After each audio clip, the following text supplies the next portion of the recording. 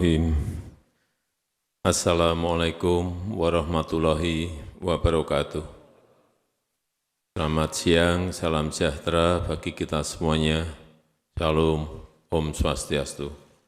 Yang saya hormati Ibu Menteri Keuangan, Pak Mendagri, saya hormati para gubernur, bupati dan wali kota yang pada siang hari ini hadir.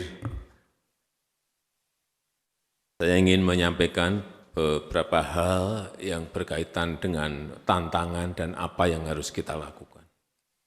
Kita tahu semuanya bahwa dunia sekarang ini tidak sedang baik-baik saja. Hati-hati, saya cek terakhir, beras sudah naik 19,8%. Year to date. Kalau month to date, 2,5% naik. Hati-hati, kalau pemerintah daerah memiliki kemampuan segera intervensi agar inflasi untuk bahan pangan ini tidak semakin naik, harus dihentikan kalau ada hal-hal seperti itu. Oleh sebab itu yang namanya lihat pasar itu penting. Lihat pasar, lihat stoknya di kabupaten, di kota, di provinsi, cek, lihat. Jangan terjebak rutinitas sehari-hari, administrasi sehari-hari. Yang penting-penting itu kita harus cek terlebih dahulu, ini beres baru ngerjain administrasi.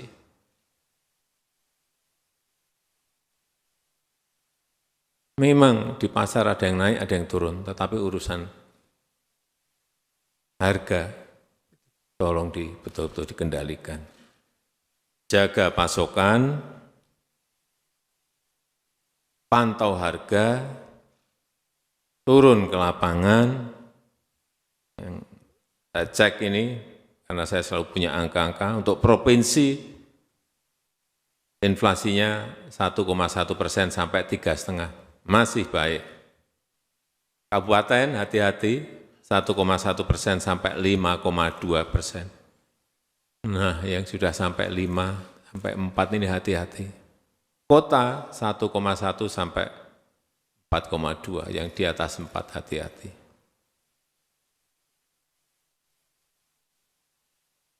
Karena sebetulnya anggaran tak terduga itu bisa dipakai untuk mengatasi inflasi. Betul Bu Menkyu, boleh. Pak Mendagri boleh. Payung hukumnya ada. Payung hukumnya sudah ada. Artinya saya menanyakan bahwa itu sudah ada payung hukumnya, jangan ragu-ragu menggunakan anggaran tak terduga. Apabila yang namanya inflasi itu naik, apabila ada harga-harga itu naik secara drastis, segera gerojok pasokannya. Ini kadang-kadang ya supply dan demand. Demand-nya tetap, supply-nya enggak ada. Carikan dong. Langsung ke pokoknya, ke tempat produksinya. Bawang merah misalnya, kok di kabupatenku kok naik. Cari langsung ke Brebes. Misalnya,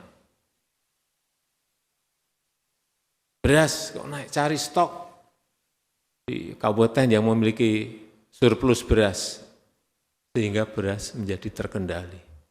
Dengan menggunakan anggaran tak terduga. Yang di-cover apanya? Biaya transportasinya. Biaya transportasi tanggung oleh Pemda. Dah. Biar harganya sama dengan harga diproduksi.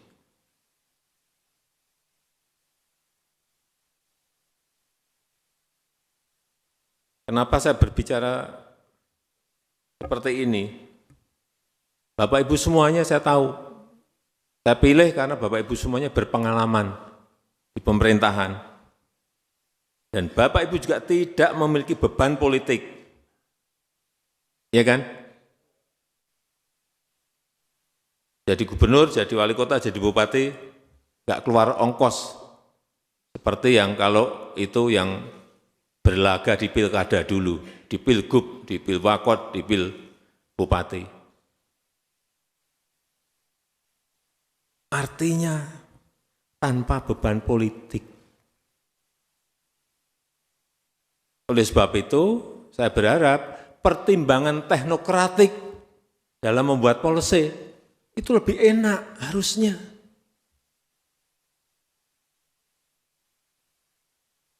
Harusnya buat terobosan policy harusnya lebih gampang. Harusnya Bapak Ibu bisa menentukan prioritasnya di sebelah mana.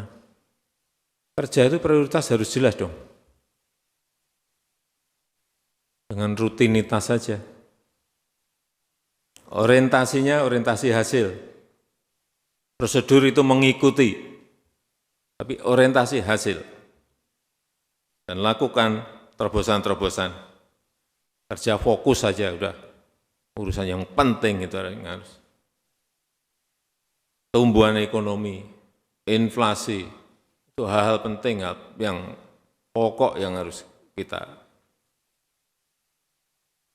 Oleh sebab itu, sekali lagi, yang pertama, saya ulang lagi, kendalikan inflasi. Jaga stabilitas harga barang-barang kebutuhan pokok utamanya. Pantau harga real di pasar, turun ke lapangan. Jika ada masalah, lakukan intervensi, seperti tadi saya sampaikan, subsidi angkutan, bisa dilakukan. Yang kedua, urusan dampak super El Nino bagi penurunan produksi komoditas utamanya bahan pokok di daerah Bapak Ibu semuanya. Betul-betul harus dilihat. Meskipun ini sudah mulai hujan, tetap saya perlu sampaikan waspadai potensi kebakaran. Masih kecil segera selesaikan. Kalau kira-kira diperkirakan tidak mampu menyelesaikan, segera sampaikan ke BNPB pusat. Hati-hati mengenai ini. Yang ketiga, yang namanya pertumbuhan ekonomi itu sangat dipengaruhi oleh yang namanya investasi, yang namanya iklim investasi. Bantu investor, utamanya dalam pelayanan perizinan. Jangan sampai urusan izin sampai berbulan-bulan. Izin itu supaya Bapak Ibu tahu, di Uni Emirat Arab, enggak ada 30 menit jadi. Selesai. Tidak ada 30 menit sudah selesai, sudah jadi. Dan itu saya alami. Itu sudah 23 tahun. Saya investasi di sana, saya datang ke kantor perekonomian, datang menyerahkan syarat, Bapak pergi ke gedung sebelah, ke notariat, saya ke sana, tanda tangan.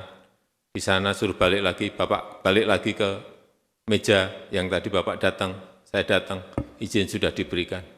Saya bisa bangun pabrik, membuat kantor, membangun showroom, semuanya bisa, membangun gudang, semuanya bisa. Tidak ada 30 menit. Gimana kita mau bersaing kalau izin masih berbulan-bulan? Meja ini, meja ini, meja ini, meja ini, meja ini. Seperti itu yang Bapak Gubernur, Bapak Ibu Gubernur, Bapak Ibu Bupati, Wali Kota selesaikan. Karena investasi itu rebutan, semua negara sekarang ini rebutan. Dalam rangka apa? Pertumbuhan ekonomi negaranya. Rebutan, nah, sudah masuk ke sini kok malah kita buat ruwet. Kita yang membuat mereka bisa balik badan. sederhanakan prosedur, fasilitasi, jaga tata kelola, jangan ada pungutan. Karena ini juga akan membuka lapangan kerja. Kenapa direbutkan semua negara? Karena investasi itu membuka lapangan kerja.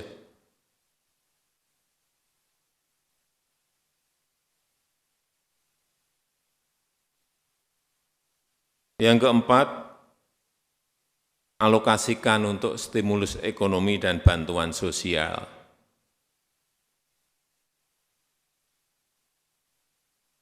Kalau kondisi seperti ini, harga beras naik, Bapak Ibu semuanya keluarkan yang namanya bantuan sosial.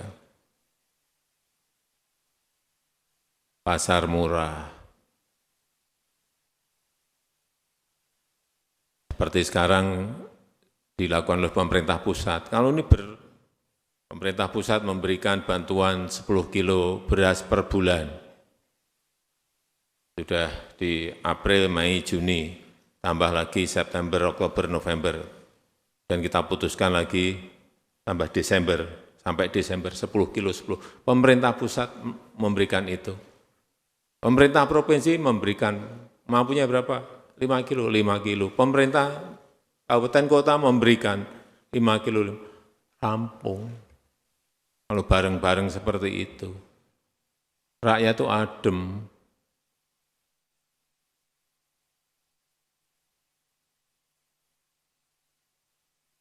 Dan saya titip yang dibeli produk dalam negeri, utamanya UMKM kita.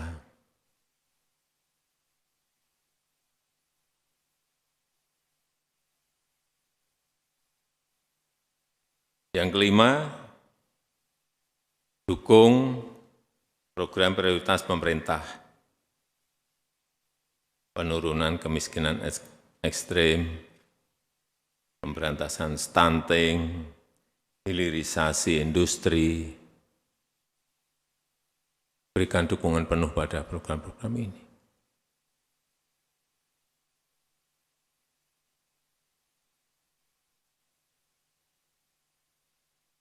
Yang terakhir, yang keenam, masuk ke tahun politik. Pemilu. Saya minta Gubernur, Bapak Ibu Bupati, Wali Kota, berikan dukungan pada tugas-tugas KPUD dan Bawaslu. Tapi tidak mengintervensi apapun, membantu. Anggaran segera disegerakan. Dan juga saya minta jangan sampai memihak. Itu dilihat loh, hati-hati. Bapak Ibu dilihat. Mudah sekali kelihatan Bapak Ibu memihak atau enggak. Krik, udah. Dan juga pastikan ASN itu netral.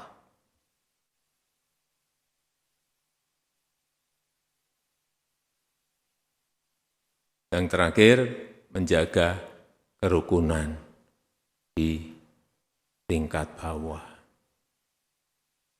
Segera selesaikan kalau ada percikan-percikan yang berkaitan dengan politik. Selesaikan dengan baik.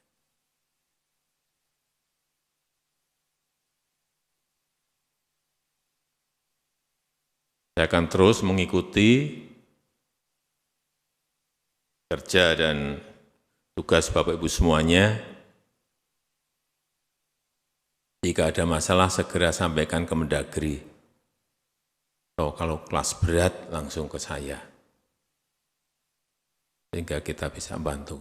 Tapi kalau urusan-urusan yang kira-kira bisa diselesaikan sendiri, nggak usah dikit-dikit ke Mendagri, dikit-dikit ke pusat.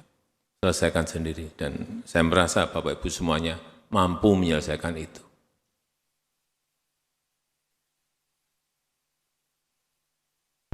Pak Gubernur, Bupati, dan Wali Kota ini dievaluasi berapa bulan sekali sih evaluasinya? Bapak Ibu semuanya dievaluasikan setiap 3 bulan. Yang evaluasi Mendagri, tapi saya evaluasi saya harian. Begitu, jangan tepuk tangan, saya evaluasi harian itu hati-hati loh. Begitu Bapak, Ibu semuanya miring-miring, saya ganti setiap hari bisa. Itu hak prerogatif yang saya miliki. Tadi yang saya sampaikan tolong. Saya enggak minta banyak-banyak, tolong diikuti. Saya rasa itu yang ingin saya sampaikan dalam kesempatan yang baik ini. Terima kasih. Wassalamualaikum warahmatullahi wabarakatuh.